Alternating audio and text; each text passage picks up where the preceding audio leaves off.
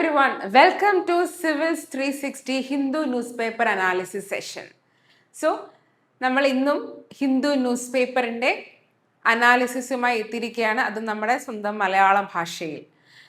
So നമുക്ക് ഇന്ന് July 15 കുറച്ചധികം വാർത്തകൾ ഇന്നുണ്ട് നമ്മുടെ പത്രത്തിൽ. ട്രിവാൻഡ്രം എഡിഷൻ എടുത്തിരിക്കുന്ന കുറച്ചധികം വാർത്തകളുണ്ട്.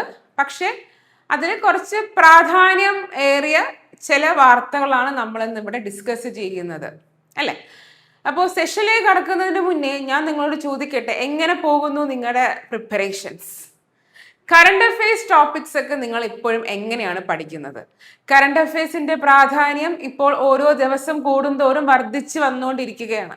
കറണ്ട് അഫയേഴ്സ് പഠിക്കാണ്ട് ഒരു മത്സര പരീക്ഷയ്ക്ക് പോകാമോ എന്ന ചോദ്യത്തിന് ഇപ്പോഴും പറയുന്ന ഉത്തരം എന്താണ്? പറ്റില്ല. ഇപ്പോൾ കറണ്ട് അഫയേഴ്സിന് അതിൻ്റെതായ പ്രാധാന്യമുണ്ട്. അതുകൊണ്ട് എല്ലാവരും കറണ്ട് അഫയേഴ്സ് നന്നായി പഠിക്കുക. അതിൽ നിന്ന് ഒരു ചോദ്യം കിട്ടിക്കഴിഞ്ഞാൽ, ഞങ്ങളുടെ ഈ ഒരു ന്യൂസ് പേപ്പർ അനാലിസിസ് നിങ്ങൾക്കൊരു ചോദ്യം കിട്ടിക്കഴിഞ്ഞാൽ തന്നെ അത് വളരെ വളരെ വളരെ വലുതാണ്, അല്ലേ? So without any further due, let's get in to the session.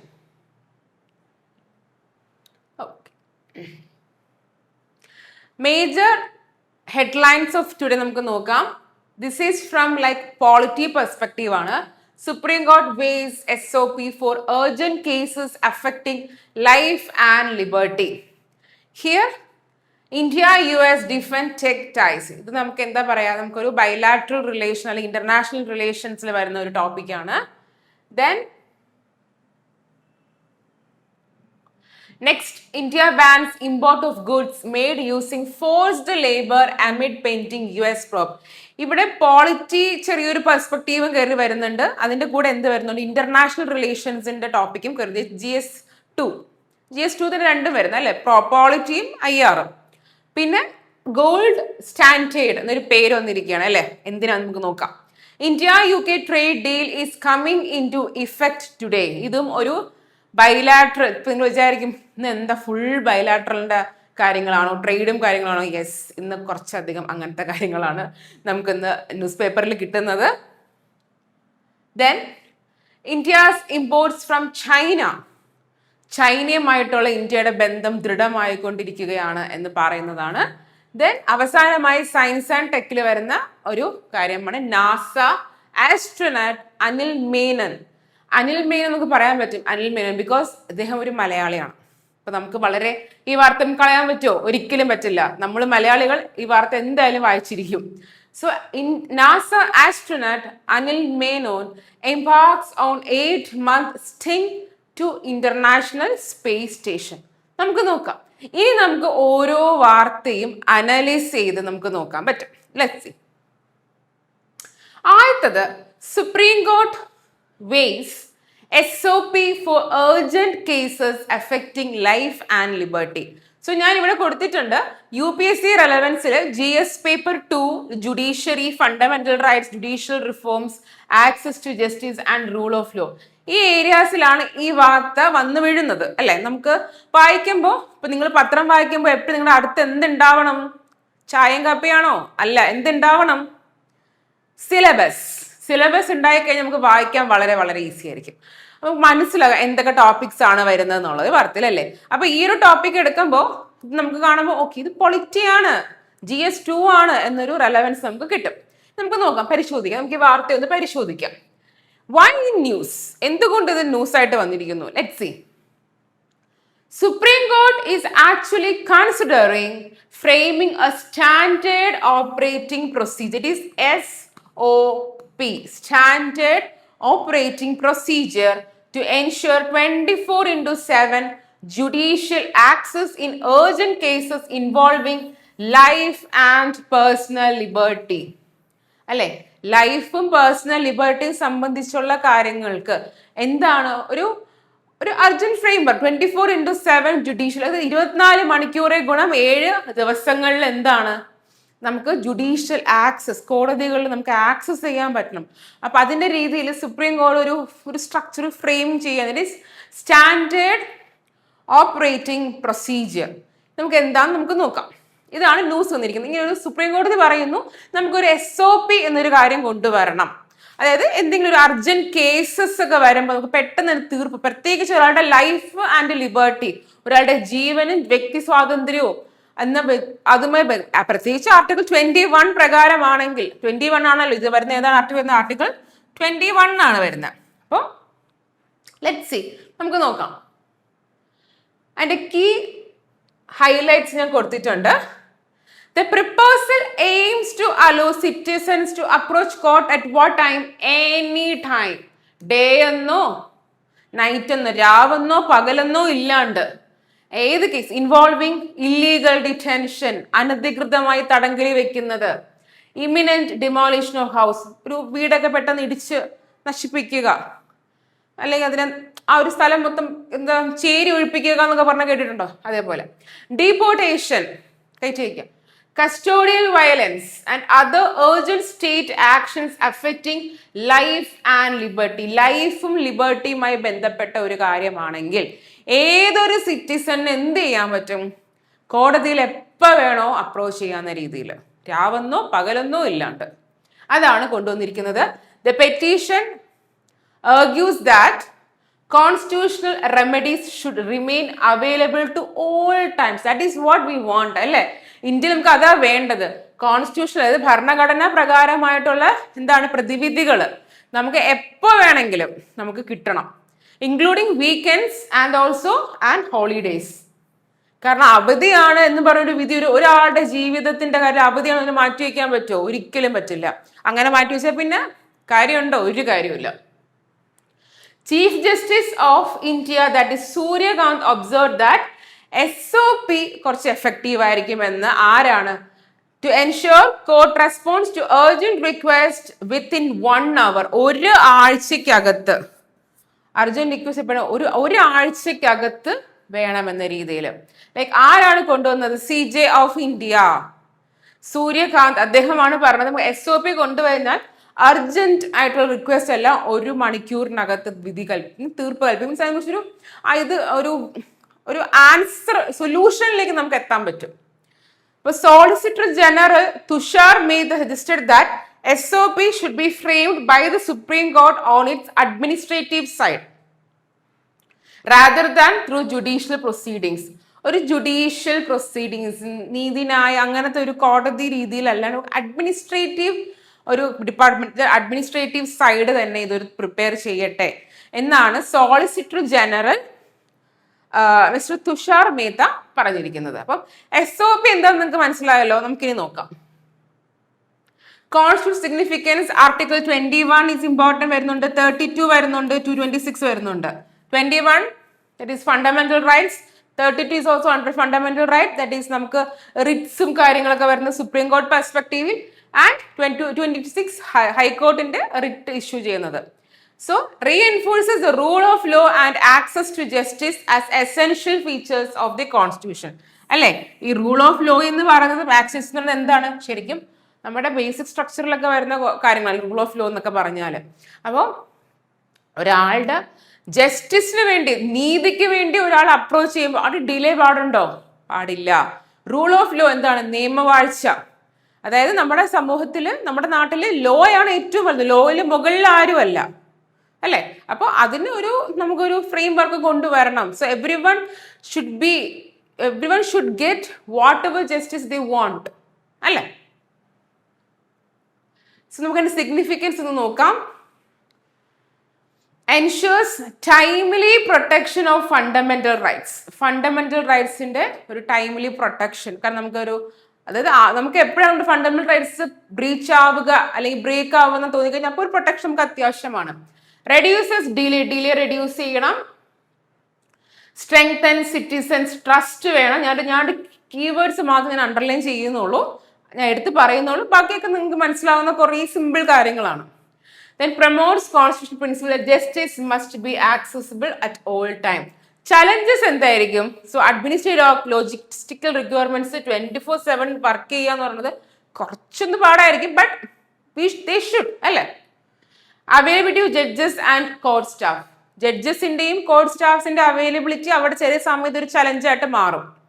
And also need to prevent misuse of emergency. ഇതാണ് ഏറ്റവും വലിയ കാര്യം. ഇതെന്ന് വെച്ചാല് ശരിക്കും അവര് ആവശ്യപ്പെടുന്നത് ശരിക്കും അത്യാവശ്യമുള്ള കാര്യമാണോ? അതൊരു ക്വസ്റ്റ്യൻ, ഒരു ചലഞ്ചായിട്ട് മാറാൻ വഴിയുണ്ട്. യാ, ദാറ്റ്സ് ഇറ്റ്. അതാണ് നമ്മുടെ SOP കുറിച്ച് പറയുന്ന കാര്യങ്ങൾ. നിങ്ങൾക്ക് ഇപ്പം നമ്മളിപ്പോൾ പഠിച്ച ഇത്രയും കാര്യങ്ങൾ നോക്കുകയാണെങ്കിൽ നിങ്ങൾക്ക് ഒരു മെയിൻസ് ആൻസർ എങ്ങനെ എഴുതാം, ഒരു 15 മാർക്കുള്ള മെയിൻസ് ആൻസറിന്റെ ഒരുവിധപ്പെട്ട എല്ലാ പോയിന്റ്സും PPT-ൽ തന്നെ നമ്മുടെ സ്ലൈഡ്സിൽ തന്നെ ആഡ് ചെയ്തിട്ടുണ്ട്. അപ്പൊ നിങ്ങൾക്ക് അതെല്ലാം കൂടെ ഒന്ന് മിക്സ് ചെയ്ത് കഴിഞ്ഞാൽ you will get 15 marks question and answer. ഞാൻ ഇതിന്റെ ലാസ്റ്റ്, നമ്മുടെ സെഷന്റെ ലാസ്റ്റ്, ഞാൻ എല്ലാ ന്യൂസിൽ നിന്നും വരാൻ സാധ്യതയുള്ള പോസിബിൾ ആയിട്ടുള്ള മെയിൻസ് ക്വസ്റ്റ്യൻസ് ഞാൻ ലാസ്റ്റ് ആഡ് ചെയ്തിട്ടുണ്ട്. അപ്പൊ 7 ന്യൂസ് ഉണ്ട് ഇന്ന്, ആ 7 ക്വസ്റ്റ്യൻസും ഉണ്ട്.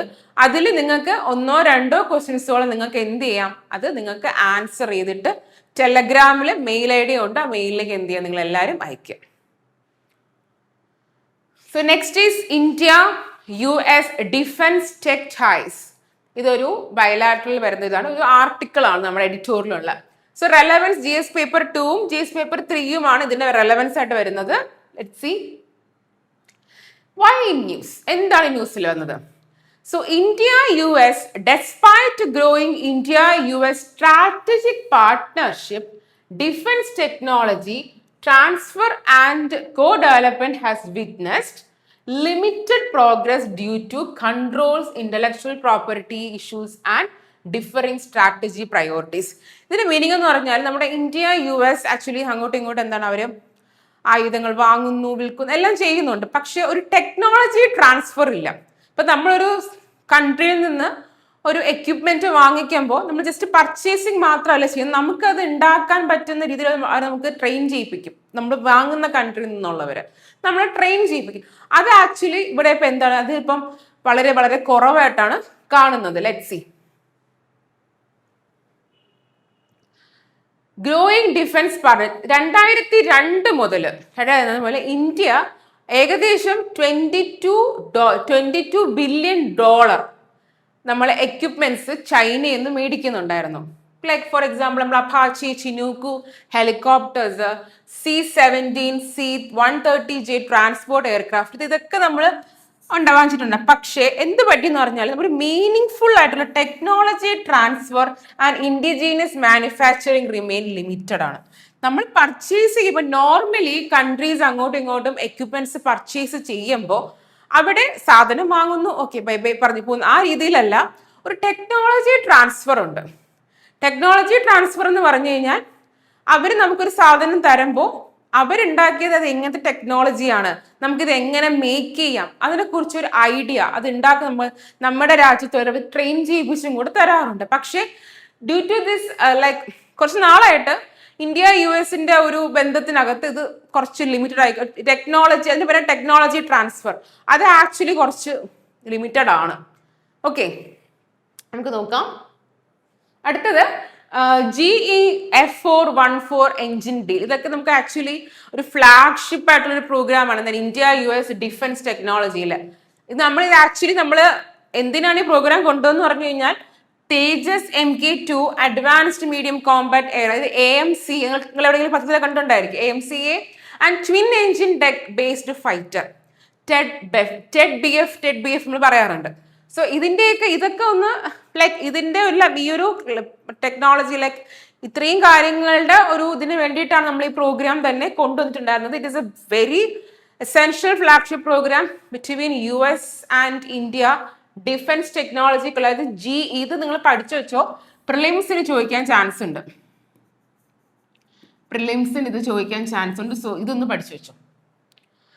സോ നെഗോഷിയേഷൻ പറഞ്ഞു വെച്ചാൽ നമുക്ക് ടെക്നോളജി ട്രാൻസ്ഫർ ഇഷ്യൂ, പിന്നെ ഒരു പ്രോപ്പർട്ടി ഞങ്ങളുടെ സാധനങ്ങളുടെ ഒരു ഇന്റലക്ച്വൽ പ്രോപ്പർട്ടി റൈറ്റ്സിന് പ്രശ്നം വരുന്നതും, പിന്നെ എക്സ്പോർട്ട് കൺട്രോൾ, നമ്മൾ സാധനം കയറ്റി അയക്കുന്നതിന്റെ എന്താണ് ഒരു കൺട്രോൾ റെസ്ട്രിക്ഷൻസ് വരുന്നതും, പിന്നെ പ്രോജക്ട് കോസ്റ്റ് റൈറ്റ്സ്, ഇതൊക്കെ നെഗോസിയേഷനിൽ ഇത്രയും ഈ ടെക്നോളജി ട്രാൻസ്ഫർ ഡിലേ വന്നതിന്റെ കുറെ നെഗോസിയേഷൻ ഇതൊക്കെയാണ് വന്നുകൊണ്ടിരുന്നത്.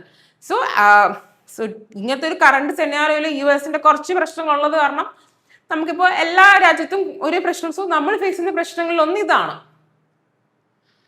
പിന്നെ മേജർ ഡിഫൻസ് കോർപ്പറേഷൻ ഇനിഷ്യേറ്റീവ്സ് എന്ന് പറയുന്നത് DTTI ആണ്. That is defence technology and trade initiative. 2012 വരുന്നത് പ്രൊമോട്ടഡ് ഒരു കോ ഡെവലപ്മെന്റ് കോ പ്രൊഡക്ഷൻ വരുന്നുണ്ട് അവിടെ. പിന്നെ ഒരു ലിമിറ്റഡ് ആയിട്ടുള്ള പ്രാക്ടിക്കലാണ്, ഒരു പ്രാക്ടിക്കൽ റിസൾട്ട്സ് ഭയങ്കര ഒരു ലിമിറ്റഡ് നമുക്ക് അച്ചീവ് ചെയ്യുന്നുണ്ട്, yes definitely, but it is limited. And ICET എന്ന് പറഞ്ഞാൽ എന്താണ്? Initiative on critical and emerging technology 2022 ഇതിനകത്ത് AI, semi conductors, quantum computing, telecommunication, biotechnology, space, drones, resilience supply, ഇതെല്ലാം ഇതിനകത്ത് വരും. സോ ദിസ് ടൈം ഇത് നമുക്ക് AI ഏറെയാണ്. അപ്പൊ AI ഇല്ലാത്ത എന്തെങ്കിലും കാര്യമുണ്ടോ? ഒന്നും തന്നെ ഇല്ല. പിന്നെ എന്താണ് ഇൻഡസ് എക്സ്, ഇതൊക്കെ നിങ്ങൾ പ്രിലിംസിന് വളരെ വളരെ ഇമ്പോർട്ടൻ്റ് ആണ് കേട്ടോ. അത് വളരെ വളരെ ചോദിക്കും പ്രിലിംസിന്, വെരി ഇമ്പോർട്ടൻറ്റ്. ഇത് പേരൊക്കെയാണ് സയൻസ് ടെക്നോളജി എപ്പോഴും ന്യൂസ് പേപ്പർ എന്ന് പറയുന്ന കറണ്ട് ഇവന്റ്സ് ആണ് കൂടുതലും ചോദിക്കുന്നത്. Okay, then Indus X, Indus US defence acceleration ecosystem, അത് ഡിഫൻസ് സ്റ്റാർട്ടപ്സ് ആ ഒരു കാര്യങ്ങളൊക്കെ കറക്റ്റ് ചെയ്യുന്നതാണ്. പക്ഷെ ഇതിലും എന്താ കാണുന്നത്? പ്രോഗ്രസ് നമ്മൾ വിചാരിച്ചതിനെക്കാട്ടി വളരെ വളരെ കുറവായിരുന്നു. ഇതൊക്കെയാണ് നമ്മളിപ്പോൾ ഫേസ് ചെയ്യുന്ന കുറേ കാര്യങ്ങൾ. ഇതെല്ലാം തന്നെ കാണിക്കുന്നത് എന്താണ്? ടെക്നോളജി ട്രാൻസ്ഫറിന്റെ ലിമിറ്റേഷൻസ് ആണ്. Then technology transfer gap. ഇപ്പൊ ഇന്ത്യ ഒബ്ജക്റ്റീവ് എന്താണ്? Build indigenous defence manufacture, Atmanirbhar Bharat ഇല്ലേ? അപ്പൊ നമ്മുടെ ഉദ്ദേശിച്ച് നമ്മൾ ഇതെല്ലാം ഡിഫൻസ് നമുക്ക് തന്നെ ഉണ്ടാക്കാൻ പറ്റുന്ന രീതിയിൽ മാറണം എന്നാണ് ഇന്ത്യയുടെ ഒരു aim. And technologies through partnership വഴി നമ്മൾ ടെക്നോളജി ട്രാൻസ്ഫർ പഠിക്കും. നമ്മൾ ചൈനയിൽ നിന്ന് മേടിച്ചു കഴിഞ്ഞാൽ will study their technology. And നമ്മൾ പാകിസ്ഥാനിൽ നിന്ന് വാങ്ങിച്ചാൽ പാകിസ്ഥാൻ കിട്ടുന്ന പാടായിരിക്കും അല്ലേ? എന്നാലും USA നിന്ന് വാങ്ങിച്ചാൽ നമുക്ക് എന്താണ്? അവിടെ നമുക്ക് ടെക്നോളജി കിട്ടും. ഓക്കെ, നിങ്ങളിപ്പോൾ നമ്മൾ ട്രാൻസ്ഫർ ചെയ്യുമ്പോൾ മീൻസ് നമ്മൾ അവരെ പഠിപ്പിക്കുകയാണ്. So that we can also make the things അല്ലെ? നമ്മുടെ ഡിഫൻസ് നമുക്ക് തന്നെ ഉണ്ടാക്കാൻ പറ്റും. അപ്പൊ നമുക്ക് ചെലവും കുറവല്ലേ? ഇവിടെ തന്നെ മേക്കിംഗ് ചെലവ് കുറവല്ലേ? ഇപ്പൊ US-ന്റെ അപ്രോച്ച് എന്ന് പറഞ്ഞാൽ treats advance defence technology strategic assets അവർ കാണുന്നത്. അവരൊരിക്കലും ഒരു ടെക്നോളജി ട്രാൻസ്ഫർ അവരൊരിക്കലും അങ്ങനെ കാണില്ല. ഇതിലൊക്കെ സ്ട്രാറ്റജിക് അസറ്റ്. ഓക്കെ, നമുക്ക് അങ്ങനെ കാണും. മീൻസ് ഡിഫൻസ് ടെക്നോളജിക്ക് ഒരു അങ്ങനെ വേണ്ട, ലൈക്ക് കുറച്ചൊന്നും പിടിച്ചു മതി എന്ന രീതിയിലാണ് അവർ അത് നോക്കിക്കാണുന്നത്. Technology transfer governed by strict ITR, that is international traffic in arms regulation. അവരാണ് ഇത് ഗവേൺ ചെയ്യുന്നത്. റിസൾട്ട് വന്നിപ്പോൾ നമുക്ക് സ്ട്രോങ് ഡിഫൻസ് ട്രേഡ് ഒക്കെ ഉണ്ട്, പക്ഷെ നമ്മുടെ ഒരു ഇൻഡസ്ട്രിയൽ കൊലാബറേഷൻ ഫെയിൽ ആവുന്നുണ്ട്. ഇതുവരെ നമുക്കൊരു നല്ലൊരു ഡിഫൻസ് ട്രേഡ് ഒക്കെ ഉണ്ടാക്കും, പക്ഷെ നമ്മളൊരു ഇന്റർനാഷണൽ കൊലാബറേഷൻ ഇതൊക്കെ നമുക്ക് എന്താണ് ഭയങ്കര ലൈക്ക് അവിടെ ഒരു സ്ട്രോങ് ആയിട്ട് നമുക്കൊന്നും പറയാനില്ല, കുറച്ചൊന്ന് വീക്ക് ആയിക്കൊണ്ടിരിക്കുകയാണ്. So future corporation, so proposed reciprocal defence procurement agreement. നമുക്ക് ആ മാർക്കറ്റില്, ഇപ്പൊ ഡിഫൻസ് മാർക്കറ്റില് നമ്മൾ സ്ട്രോങ് ആയിക്കൊണ്ടിരിക്കുകയാണ്. പക്ഷെ എന്ത് സംഭവിക്കുന്നു പറഞ്ഞാൽ ഒരു കോർപ്പറേഷൻ കുറച്ചും കൂടി ലൈക്ക് നമുക്ക് സ്ട്രെങ്ത് ഡിഫൻസ് നമുക്ക് കോർപ്പറേഷൻ സ്ട്രെങ്ത് ആവുന്നത് മാർക്കറ്റ് സ്ട്രെങ്ത്. നമ്മുടെ കൺസേൺസ് എന്ന് പറഞ്ഞാൽ ലൈക്ക് നമ്മൾ മാനുഫാക്ചേഴ്സ് ചെയ്യാൻ പറ്റി നമുക്ക് കുറച്ച് ഇത്രയും സുപ്പീരിയർ കമ്പനീസിനോട് നമ്മൾ US-ലാകുമ്പോഴത്തേക്ക് നമ്മൾ കുറച്ചൊന്ന് വീക്കൻ ആയി പോകും. നമ്മുടെ ടെക്നോളജി അഡ്വാൻസ്മെന്റ് കുറച്ചൊന്ന് താഴേക്ക് പോകും. നമ്മൾ ഫേസ് ചെയ്യുന്ന കുറച്ച് കൺസേൺസ് ആണ്. Okay, so challenges, strict US export control regulations കൊണ്ടുവരുന്നുണ്ട് US. ഇന്റലക്ച്വൽ പ്രോപ്പർട്ടി കൺസേൺസ് വരുന്നുണ്ട്. ടെക്നോളജി ട്രാൻസ്ഫറിൽ ഡിലേ. അപ്പൊ ഈ ഒരു വേർഡ് മീനിങ് എന്താ ഞാൻ പറഞ്ഞതുപോലെ ഒന്ന് പഠിച്ചു വെച്ചേക്കുക. Then cost escalation in joint projects, the gap between political commitments and industry outcomes. Okay, then way forward, ഇതൊരു മെയിൻസ് പെർസ്പെക്റ്റീവ് ആയിരുന്നു. വേ ഫോർവേഡ് ഒക്കെ എഴുതി കഴിഞ്ഞാൽ സെറ്റാണ്, നല്ല മാർക്ക് കിട്ടും. ഫാസ്റ്റ് ട്രാക്ക് GAF 414 എഞ്ചിൻ എഗ്രിമെന്റും പിന്നെ നമ്മുടെ റിസർച്ച് ആൻഡ് ഡെവലപ്മെന്റിന്റെ ഒരു ജോയിന്റ് ഡെവലപ്പ് പ്രോജക്ട്സ് കൊണ്ടുവരിക. ടെക്നോളജി ഷെയറിംഗ് മെക്കാനിസം നമ്മൾ ഡെഫിനറ്റ്ലി കൊണ്ടുവരണം. പക്ഷെ ഒത്തിരി സിംപ്ലിഫൈ ചെയ്യണം മനസ്സിലാകുന്ന രീതിയിൽ. സോ ഡിഫൻസ് മാനുഫാക്ചറിംഗ്, നമ്മുടെ ആത്മനിർഭർ ഭാരത് നമ്മൾ കുറച്ചുകൂടി ഫോക്കസ് ചെയ്യണം. ദെൻ പ്രൈവറ്റ് സെക്ടർ ഒരു സ്റ്റാർട്ടപ്പ് കൊളാബറേറ്റീവ്സ്, ഇൻഡെക്സ് എക്സ് എന്ന ഒരു സ്റ്റാർട്ടപ്പ് ബേസ്ഡ് ആണ്. ആത്മനിർഭർ ഭാരത് നമുക്ക് നമ്മുടെ തന്നെ ഡിഫൻസ് സാധനങ്ങളൊക്കെ ഉണ്ടാക്കി നമുക്ക് തന്നെ ഡിഫൻസ് കാര്യങ്ങളെ കുറച്ചുകൂടെ സ്ട്രെങ്തൻ ചെയ്യാൻ പറ്റുന്ന രീതിയിൽ. Okay, so that's it about our second news. And the third news is about India bans import of goods made using forced labour amid pending US probe. ഇത് GS പേപ്പർ 2-ലും 3-ലും ഉള്ള കാര്യങ്ങളാണ്. നമുക്ക് നോക്കാം. ഫോഴ്സ്ഡ് ലേബർ ഇവിടുത്തെ keyword ഞാൻ എടുത്തിരിക്കുന്നത്. So why in news? Government പറഞ്ഞു ചില import of goods manufactured wholly or partially using forced labour എന്ത് ചെയ്യുന്നുണ്ട്, ഗവൺമെന്റ് ബാൻ ചെയ്ത്. അതായത് ഫോഴ്സ്ഡ് ലേബർ ഫോഴ്സ്ഡ് ലേബർ മുഴുവനായിട്ടല്ലെങ്കിലും അല്ലാണെങ്കിലും അങ്ങനെ ഉണ്ടാക്കുന്ന ഗുഡ്സിനെ എന്ത് ചെയ്യുന്നുണ്ട്, ഗവൺമെന്റ് ബാൻ ചെയ്യാൻ വേണ്ടിയിട്ട് നോട്ടിഫിക്കേഷൻ കൊടുത്തു കഴിഞ്ഞു. That is aligning India's trade policy with international labour standard on going trade negotiations with US. ഇതും US റിലേറ്റഡ് ആണ്. ഫോഴ്സ്ഡ് ലേബർ എന്ന് പറഞ്ഞാൽ നമ്മൾ ഒരാളെ ഭീഷണിപ്പെടുത്തിയോ അല്ലെ, അല്ലെങ്കിൽ നമ്മൾ ഒരാളുടെ ജീവിത സാഹചര്യത്തെ ചൂഷണപ്പെടുത്തിയോ നമ്മൾ ഒരാളെ കൊണ്ട് ജോലി ചെയ്യിപ്പിക്കുന്നത്. ഫോർ എക്സാമ്പിൾ, അയാൾ ഭയങ്കര കടബാധ്യതയിൽ പെട്ട് കിടക്കുന്ന ഒരാളാണ്, അയാൾക്ക് കാശ് കിട്ടിയേ പറ്റും, നമ്മൾ പറയുന്ന എന്ത് ജോലിയും അയാൾ ചെയ്തു പോകും. അതൊക്കെയാണ് ഫോഴ്സ്ഡ് ലേബർ എന്ന് പറയുക അല്ലേ. അല്ലെങ്കിൽ അയാളെ ഭീഷണിപ്പെടുത്തി നമ്മൾ കൊണ്ട് ചെയ്യുന്നത് ഫോഴ്സ്, അയാളെ നിർബന്ധിച്ച് ആ ജോലി ചെയ്യിപ്പിക്കുന്ന രീതിയിലാണ് ഫോഴ്സ്ഡ്. അത് ആക്ച്വലി പാടില്ല, അതാണ് സംഭവം. അപ്പൊ അങ്ങനെ ഉണ്ടാക്കുന്ന പ്രോഡക്ട്സ് ഒക്കെ ബാൻ ചെയ്യാനെന്ന രീതിയിലൊരു ഇത് വന്നിട്ടുണ്ട് ഗവൺമെന്റിന്. ഓക്കെ,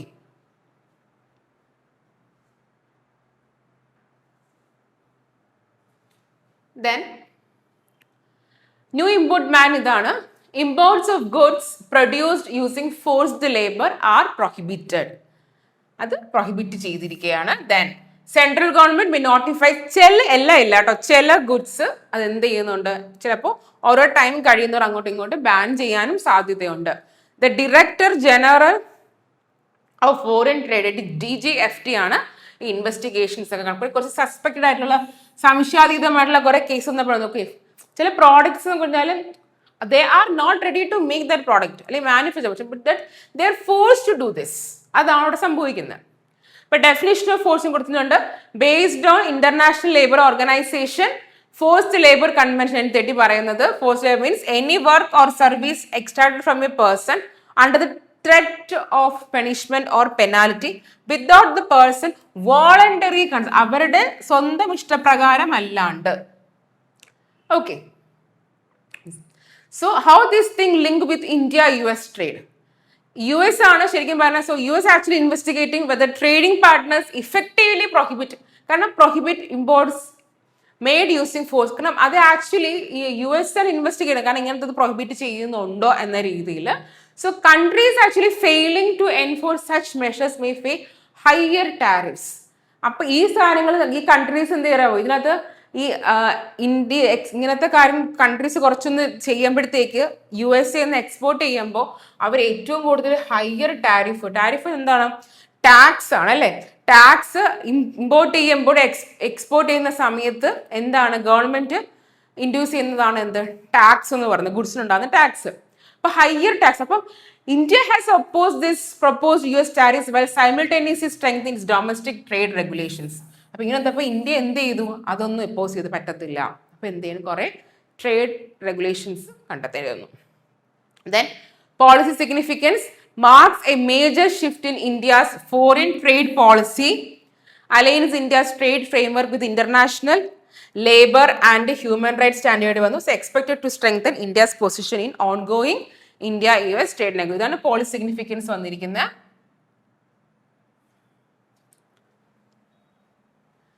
സോ സിഗ്നിഫിക്കൻസ് ഇതാണ്. Promotes ethical and responsible trade വേണം അവിടെ, which enhances India's credibility in global supply chain, improves compliance with international labor standards, supports India's effort എന്താണ് to conclude favorable trade. നമുക്ക് നമ്മുടേതായ ഒരു നല്ല രീതിയിലുള്ള ട്രേഡ് നമ്മൾ എപ്പോഴും ആഗ്രഹിക്കുന്നത്.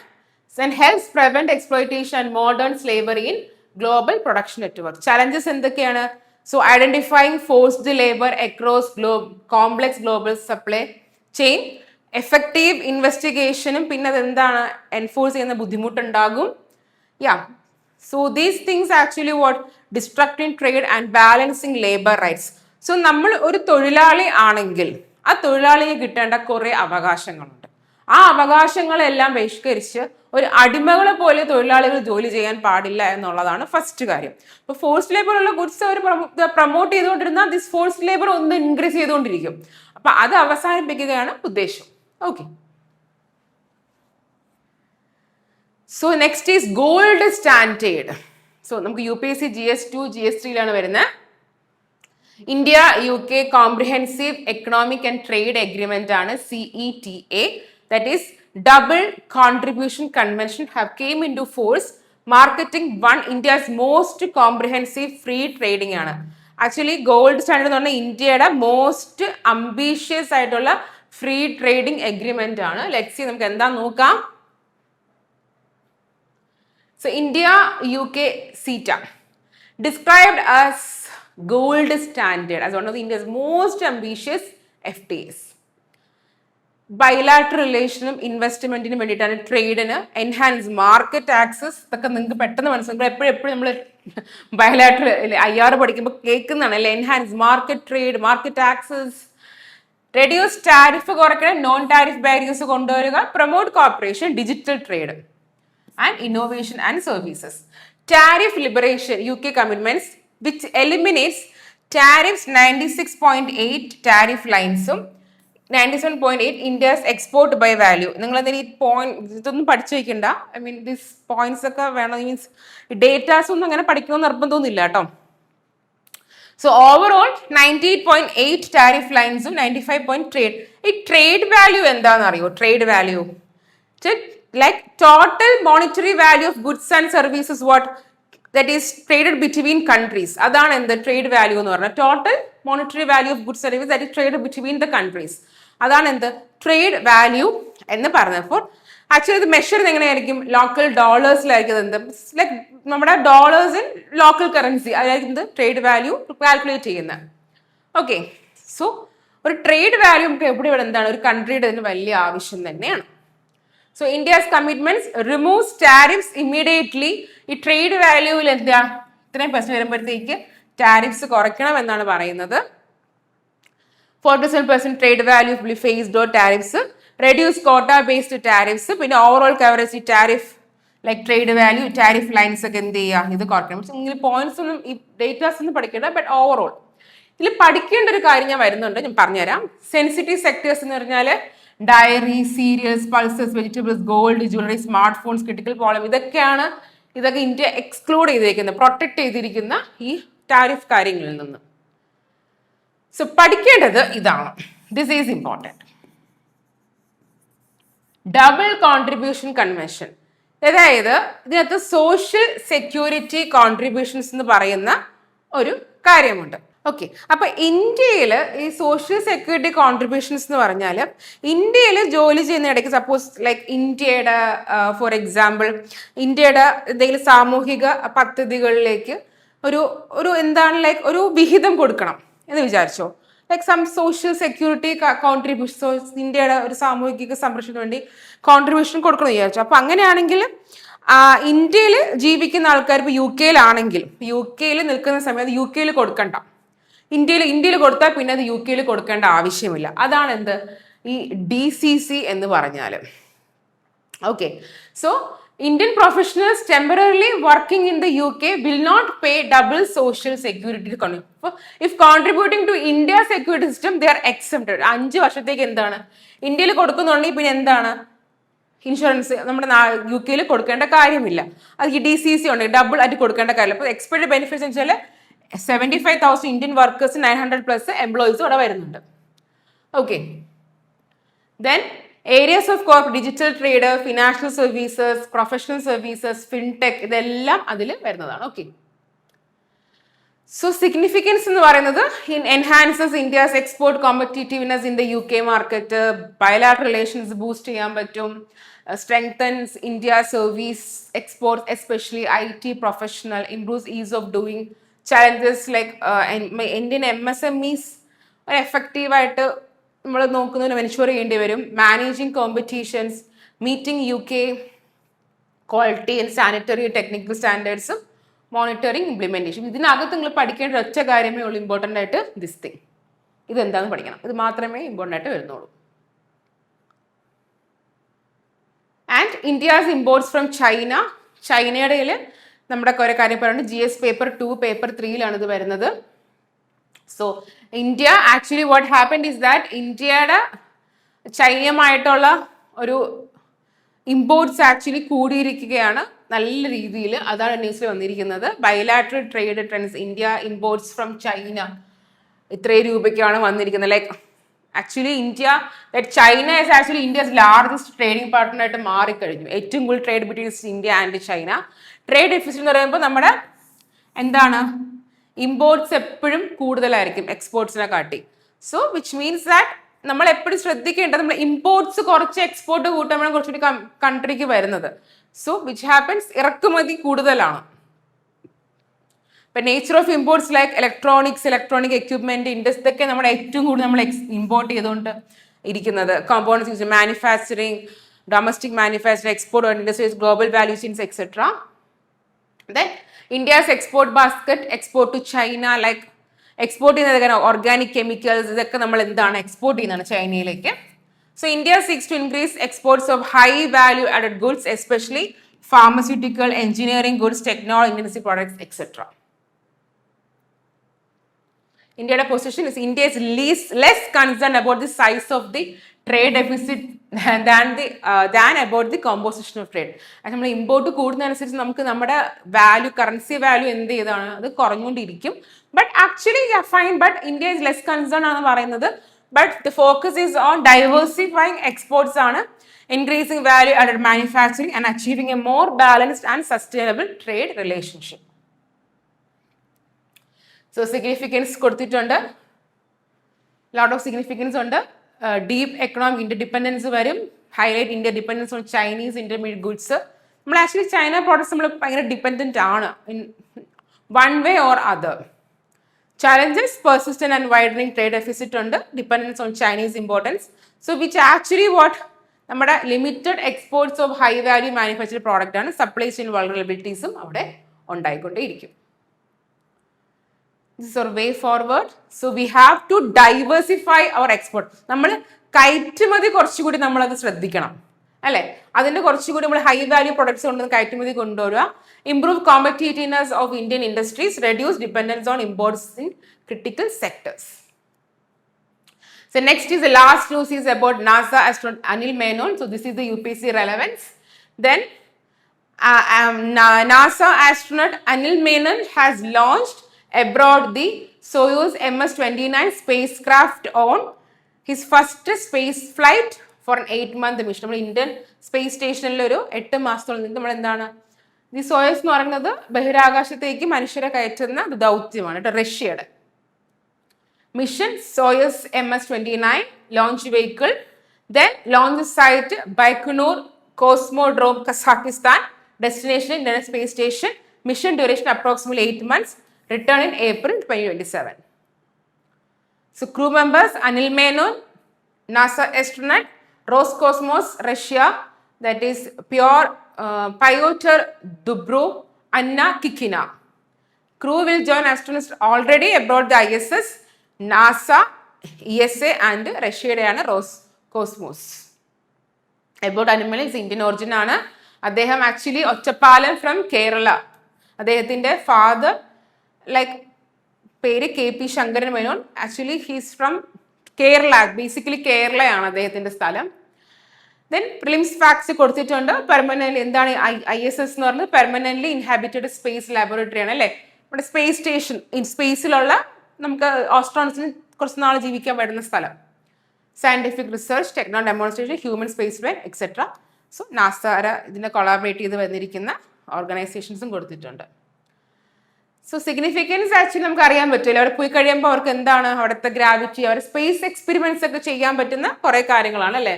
അവർക്ക് നല്ല രീതിയിൽ എന്താണ് കുറേ എക്സ്പെരിമെന്റ്സ് ഒക്കെ ചെയ്ത് സോ ആക്ച്വലി ഇറ്റ്സ് ഫൺ അല്ലേ. നമുക്ക് വൺസ് ഇൻ ലൈഫ് പോകാൻ പറ്റിക്കഴിഞ്ഞാൽ it's very nice. So these are the possible questions from all the news. Like 1 മുതൽ 7 വരെയുള്ള എല്ലാത്തിനും വരുന്ന പോസിബിൾ ക്വസ്റ്റ്യൻസ് ആണ്. നിങ്ങൾ ഇതിൽ ഏതെങ്കിലുമൊക്കെ ആൻസർ എഴുതിയിട്ട് തന്നിരിക്കുന്ന മെയിൽ ഐ ഡി, ടെലഗ്രാമിൽ മെയിൽ ഐ ഡി ഉണ്ട്, മെയിൽ ഐ ഡിയിലേക്ക് അയക്കുക കേട്ടോ. Yes, so 7 questions are there. So that's it. So that's the end of today's newspaper analysis. എല്ലാവരും നല്ല രീതിയിൽ പഠിക്കുക, ഹാപ്പി ആയിട്ടിരിക്കുക. So be positive, be happy, and thank you, and we'll see you in the next session. Bye.